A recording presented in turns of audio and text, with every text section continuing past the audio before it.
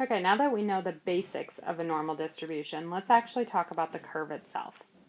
So mathematically speaking, you will see that notation sometimes, and what that means is it's just saying x, whatever your variable x is representing, is normally distributed, and it's using the Greek symbols mu and sigma to represent your mean and your standard deviation. So this is going to be for your continuous variable. It's going to have a bell-shaped curve, and it's going to be symmetrical, which is what we talked about in the last lesson. Symmetrical about that vertical line, and vertical line where x is equal to your mean. The x-axis is going to be your horizontal asymptote, so that bell curve will never cross the x-axis. So you will see that you will have, when you draw a normal curve, you're going to have a horizontal line, and then you're going to draw that bell curve that is above that line. Remember, asymptote means it gets close to it, but it never crosses it. So what does that notation, how do I read that? Well, it's read x is normally distributed with a mean of mu, whatever mu is, and a standard deviation of sigma.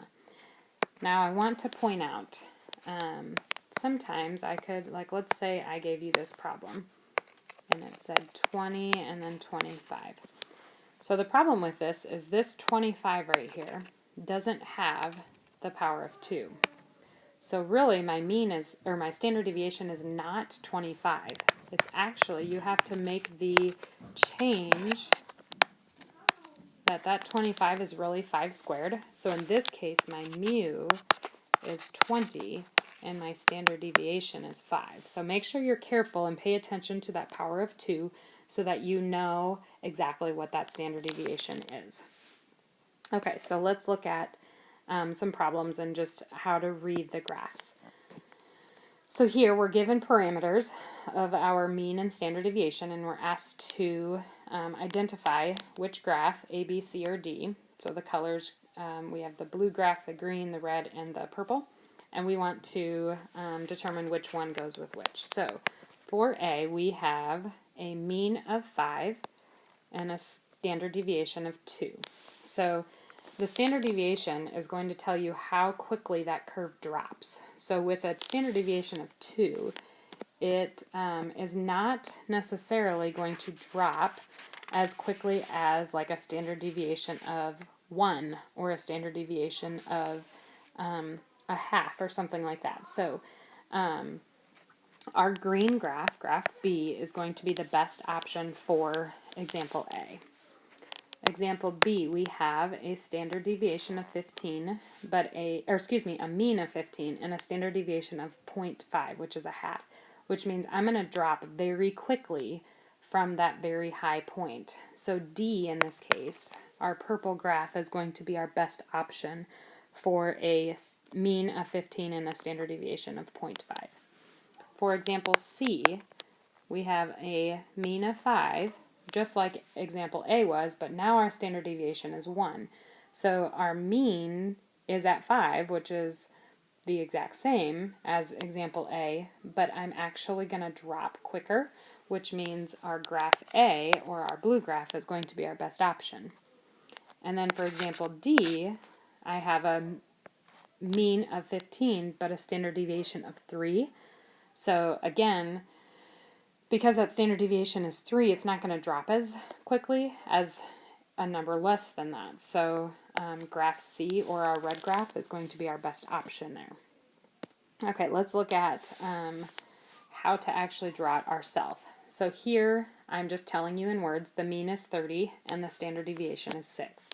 Well, when you draw your curve, that's a terrible curve, but just go with it. This right here is my mean, which is my mean. Okay?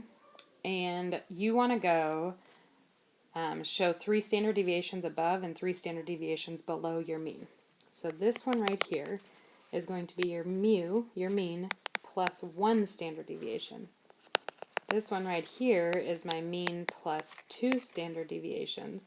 And then this one right here is going to be my mean plus 3 standard deviations. And now you can go the other direction This one right here, I'm 1 below, so it's my mean minus 1 standard deviation. And then it's my mean minus 2 standard deviations. And then we have our mean minus 3 standard deviations. And that's going to be the case on all normal distributions. So in this case, my mean is 30. I always start at the middle. And then all you got to do is add 6 and then subtract 6. So 30, if you add 6, you're at 36. And then you're at 42, and then you're at 48. If you subtract 6, you're at 24, and then 18, and then 12. So that would be the standard deviation graph with a mean of 30 and a normal distribution graph with a mean of 30 and a standard deviation of 6. So if you look at the next one,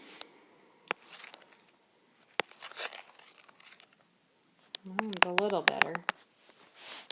Okay, so this is our mean. Our mean is in the center, and then I'm just going to go 3 standard deviations above and 3 standard deviations above or below. So when I add 1.2, I'm at 6.2, 7.4, and 8.6.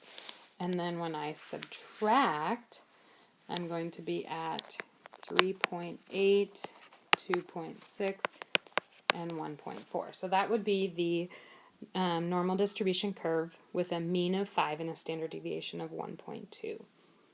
So then what does it look like when I give you it in mathematical terms? So remember this formula here where you have x is normally distributed with a mean of mu and a standard deviation of sigma. But notice I'm telling you mu is 5 and sigma is 4. So the first one, we're just sketching it for that. So we have our curve. So here is my mean of 5, and then I'm going 3 above and 3 below. So when I add my standard deviation of 4, I'm at 9, and then 13, and then 17. And then when I subtract it, I'm at 1, -3, and -7. So there would be my curve for a mean of 5 and a standard deviation of 4. Now what the heck does it look like when we have a situation like this? Well, we're still using our mean of 5 and our standard deviation of 4. So really I'm doing 3 plus 5, which means my new mean is 8, and then 2 times 4, which means my standard deviation is also 8. So this would look like this. We would have x is normally distributed with a mean of 8 and a standard deviation of 8. And so then all we have to do is make our bell curve from there. So here is my mean of 8, and then I'm going to go 3 above and 3 below. So when I add 8, I'm at 16, and then 24, and then 32. And then when I subtract 8, I'm at 0, -8, and -16. So that is how we're going to